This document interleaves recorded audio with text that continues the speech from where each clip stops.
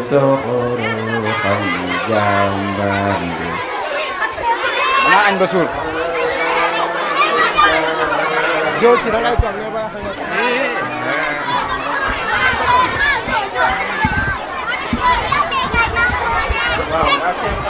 waa CM1 ñooy ñëw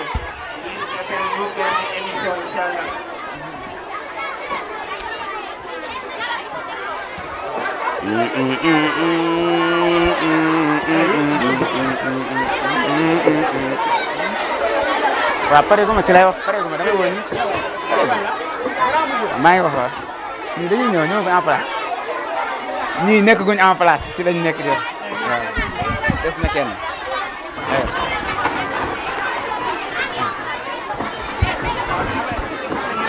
Bonjour mesdames et messieurs,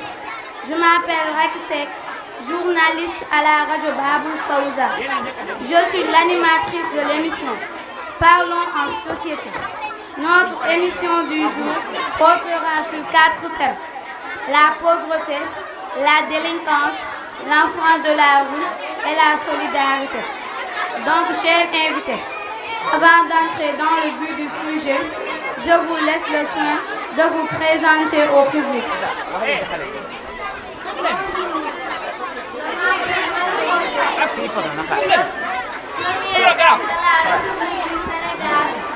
Le président de la Fondation Bonjour, je m'appelle Abdallah Badab,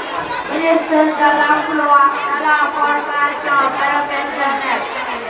Bonjour, je m'appelle ministre de l'Intérieur et de la Sécurité publique. Merci, chers invités. Ma première question s'adressera à Madame la Première Dame. Madame, par votre domaine d'intervention qui est le social, peux-tu nous dire qu'est-ce qui est la solidarité? Merci, Madame la Présidente de cette question. Qui concerne le social. La solidarité est le fait de venir en aide à son prochain en cas de besoin. Cela peut être de plusieurs manières: l'aide financière, l'aide morale et l'aide physique. Merci, Première Dame, pour cette excellente explication. Passons au ministre de l'Intérieur. Monsieur le ministre, nous constatons aujourd'hui que l'enlèvement des enfants, le vol, le viol, la tuerie et autres gagnent de plus en plus le terrain. Sont des phénomènes récurrents. Selon vous, quelles sont les dispositions pour faire face à ce fléau? Merci pour cette pertinente question qui fait débat aujourd'hui. L'État a sa qualité de garant des biens et des personnes a pris des dispositifs permettant de faire face à ces malfaiteurs. De ce fait, l'État a multiplié le nombre de quotas accordés à la sécurité, comme la police, la gendarmerie et autres. C'est ce qui explique l'exploitation des brigades et des postes de police dans tout l'étendue du territoire national. En plus de cela, il y a l'usage de mettre sur place des vidéos de surveillance dans tous les coins et recoins du pays. Merci, Monsieur le ministre de l'Intérieur. Monsieur le ministre de l'Emploi, aujourd'hui, dans certaines zones du pays, les populations souffrent de la famine, de la pauvreté et beaucoup de jeunes n'ont pas de travail. Quelles solutions proposez-vous pour que les jeunes aient de travail et que la pauvreté disparaisse pour toujours? C'est une question et audacieuse. qui fait l'objet d'un débat aujourd'hui. En tant que ministre de l'Emploi, mon boulot c'est de faire en sorte que les Sénégalais, surtout les jeunes, aient accès à une formation utile et à un emploi. En fomentant l'État, les écoles et les entreprises via l'accord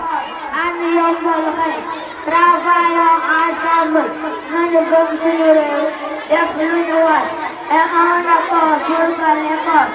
en tant que temple du savoir, qui signifie Babul Fawza en arabe, qui a pour mission de donner à l'humanité les moyens de devenir un être social, autonome, capable de se prendre en charge pour vivre au sein de la société, pour faire face à toutes les situations comme ce dont les entreprises ont besoin et que les entreprises ouvrent plus de portes aux jeunes femmes. Mademoiselle Diouf, en tant qu'enfant de la rue, qu'est-ce qui est le plus urgent pour un enfant de la rue et quelle est votre situation? L'État est-il le seul responsable de la situation des enfants de la rue? Quand cette chaleur est fraîcheur, que je traverse toujours, matin et soir, jour et nuit, j'ai devant tout vide, sans chemise et sans chaussures. Xiif di ma rey di rey samay morom. Je suis toujours dans la rue comme le jour dans la nuit. Je fais le tour et le contour du carrefour. Et j'ai connu tous les coins et les recoins de la rue. Moi, je suis né avec un cœur brisé. Oui, sama xol dafa yàqu. Un cœur blessé et complet de chagrin. Je me demande toujours quel mal, quel péché ai-je commis envers cette société. Bénéficier d'une pleine identité juste parce que je suis un enfant de la rue. Mais c'est que je n'ai pas choisi d'être un enfant de la rue. Madame t'a dit que chaque enfant veut jouer en son père et être caressé par sa mère. Moi, je vis dans la misère et du jour au lendemain. La rue est devenue mon seul repère. Je suis toujours dans la rue, comme le jour dans la rue. Madame, dans cette rue, j'ai jamais connu de bienfaisance, mais la maltraitance. Madame, voyez toute cette rue, elle est mon école, elle est mon domicile. Merci, Mademoiselle Diouf. Madame la Première Dame, vous nous avez rappelé le rôle fondamental de la mère et de la femme dans l'éducation des valeurs. Monsieur le ministre de l'Intérieur, vous avez insisté sur la sécurité et le cadre de vie nécessaire pour que nos enfants grandissent en paix. Monsieur le ministre de l'Éducation, vous nous avez présenté les défis et les ambitions de l'école pour former les citoyens de demain. Et toi, cher enfant, ta parole simple nous a amenés à l'essentiel, le droit d'apprendre, de jouer et d'être attendu. Mesdames, Messieurs, chers auditeurs et auditrices, merci à nos 4 invités pour la richesse de cet échange.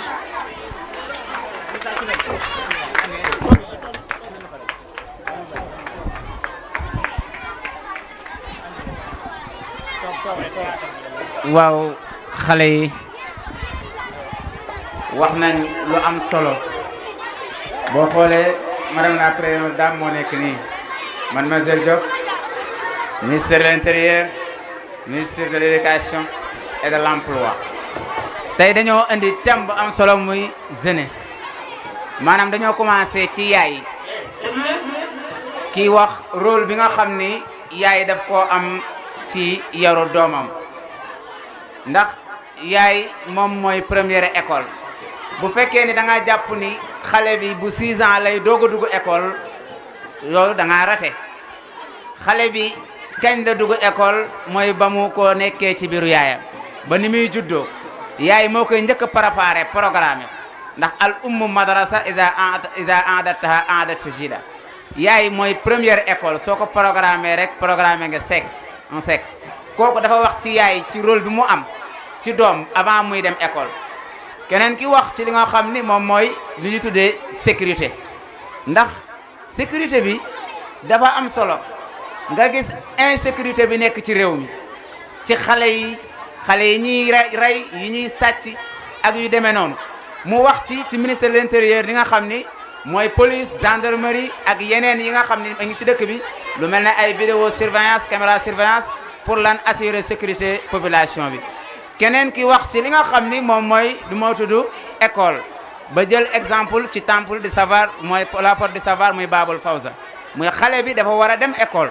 waruñu koo bàyyi mu nekk toog ci âge bu war a dem école toll ci petite section moyenne nga xale bi nga xam ne dafa jaar ci cycle li ñuy tuddee rawda du bokk ak xale bi nga xam ne dafa am rek 7 ans wala 6 ans ñëw dugg école xale bu juddoo ba tolloo ci jàngi rek nañ ko yóbbu mu jàngi mooy tax ëllëg ñu mën a am ay société bu baax kii wax ci enfant de la rue ndax xale bu demul école rek nekk ci mbedd mi dafa am ñoo xam ni dañoo nekk ci mbedd mi di dund ci insécurité wax na ko ci biir woo xam ni moom mësta dund lenn lu neex lu dul maltraitance maanaam niñ koy traité moom toujours mi ngi ci ay misère rek lay dund ndax amul bànneex ci dundam te loolu lu ko waral mooy ay waajuram te àq jooju nag yàlla dana ko laaj kullukum raa'in wa kullu raa'in mas'ulun an ra'iyatihi innama amwalukum wa awlaadukum fitna seen alal yi ak seen doom yi fitna lañu kon ñu jox ñu message bu am solo ci diggante yaay école ak rôle état ci population bi ci xale yi moom la ñu doon jàllale kon ñu yàlla may dégg ak topp te ñu dégg ko ñun parents yi ba bu ñu amee suñu doom ñi bañ koo bàyyi ci mbedd mi vacances yi jot na nañ leen yóbbu ci daara vacances yi buñ leen bàyyi ñuy taxawaalu dem ci géej gi di lap nekk di sonal seen waajur yi bu ko defee andil ñu yeneen musiba kon nañ ci bàyyi xel bu baax ah école bi aussi am na daara vacances aussi waaw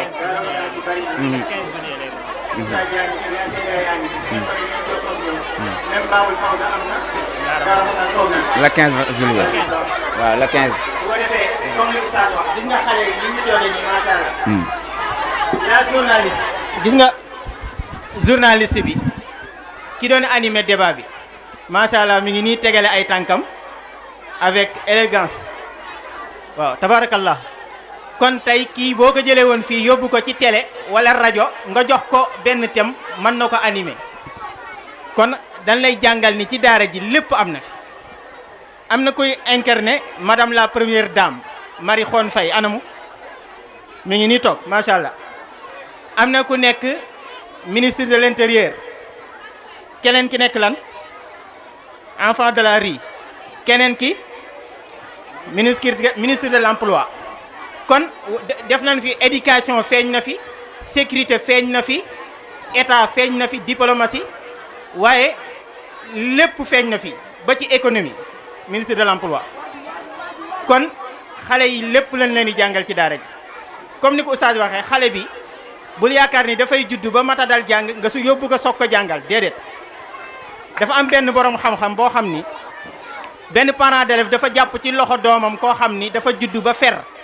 ba am 7 ans wala 6 ans mu andi ko ci sëriñ bi ni ko dama bëgg nga jàngal nga yaral ma ko jàngalal ma ko mu ni ko kii passé na fu ñu koy yare passé na mu demaat am koo xam ni dafa fer 2 ans la am mu andi ko ni ko dama bëgg nga yaral ma ko mu ni kii passé na fu ñu koy yare mu demaat am koo xam ni dafay nàmp feragul mu andi ko ni ko dama bëgg nga yaral ma ko mu ni kii passé na fu ñu koy yare mu am doom boo xam ni dafa juddu léegi ci hôpital bi mu jël ko andi ci sëriñ bi ni ko dama bëgg nga yaral ma kii mu ni ko kii sax passé na fu ñu koy yare mu ni ko nag man moom xamatuma ci dara parce que kii léegi la juddu kon kan lan war a yar mu ni ko yaayam yaay ji koy jur moom ngay tànn mu nekk ku baax mu mën a jur doom joo xamante ni ku baax lay doon ndax wal baladu tayyibu yaxruju nabatuhu bi izni rabbihi waaye walladi xabusa la yaxruju illa nakida kon ñi ngi jaajëfal jàngalekat yi macha allah liggéey bi am na solo di jaajëfal xale yi ñu tàccuwaat leen macha allah xale yi doon def émission bi yal na yàlla dëgëral leen oustaz bu ko defee ñu continuer. barakallahu fika ya oustaz commentaire yi am na solo munu ci woon a ñàkk kon toujours rek sama mbokku góor ñi ñu tànn bu baax soxna yi waaye sama mbokk soxna yet ñu tànn bu baax borom kër yi bu ñu yaakaar ne góor ñi doo nga war a tànn jigéen ñi tamit dañuy tànn ndax ñoom ñaar ñoo mën a ànd bu ko defee ñu mën a am njaboot gu baax gu barkeel kon bu ko defee ñu jàll ci li des muy théâtre bi bu théâtre bi jàllee ñu ñëw ci kaddu yi bu kaddu yi jàllee ñu ñëw ci remise des diplômes bu ko defee kon remise de diplôme yi incha allahu rabbi bu jàllee ñu def mot de la fin incha allahu rabbi xale yi ñu déglu bu baax ndax théâtre bi mooy waaj a ñëw.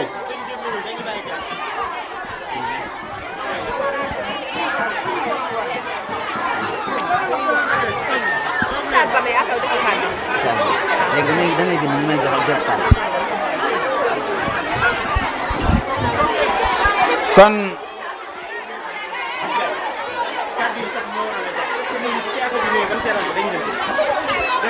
non